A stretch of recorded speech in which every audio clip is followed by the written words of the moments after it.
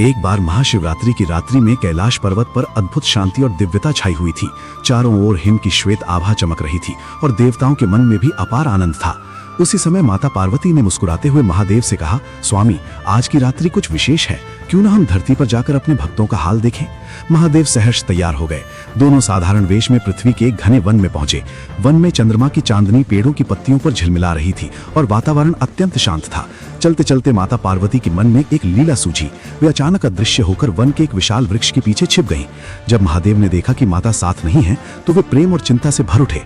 उन्होंने चारों ओर देखा पर माता कहीं दिखाई नहीं दी। महादेव ने पुकारा, देवी प्राणप्रिय, आप कहाँ हैं? उनकी वाणी में स्नेह और व्याकुलता स्पष्ट झलक रही थी। वे वन के पेड़ों से बोले, हे वनों के रक्षक वृक्षों, क्या तुमने मेरी पार्वती को देखा है? पेड़ों ने मंद स्वर में उत्तर दिया, प्रभु, हम सब माता के भक्त हैं, उनके स्थान का रहस्य कैसे बताएं?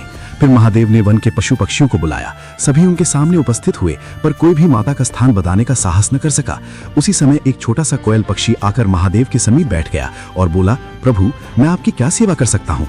महादेव ने मुस्कुराकर कहा, हे सुरीले कंठ वाले पक्षी, क्या तुम मुझे अपना रूप प्रदान करोगे ताकि मैं आकाश में उड़कर अपनी देवी को खोज सकूं?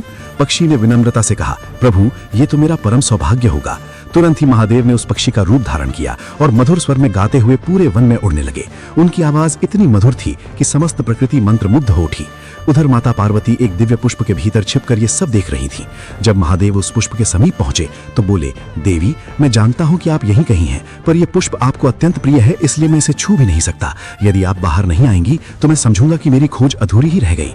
इतना कहकर महादेव उदास होकर लौटने लगे। उनकी वाणी में सच्चा प्रेम और समर्पण था। ये देखकर माता पार्वती का हृदय पिघल गया। वे तुरंत पुष्प से बाहर आईं और बोली, स्वामी, मैं तो केवल आपके प्रेम भावना की परीक्षा लेना चाहती थी। आपने तो सिद्ध कर दिया कि आपका प्रेम सच्चा, निर्मल और अटूट है। महादेव मुस्कुराए और बोले, देवी, प्रेम में परीक्षा नहीं, विश्वास होना चाहिए। ये सुनकर माता पार्वती ने विनम्रता से सिर झुका दिया।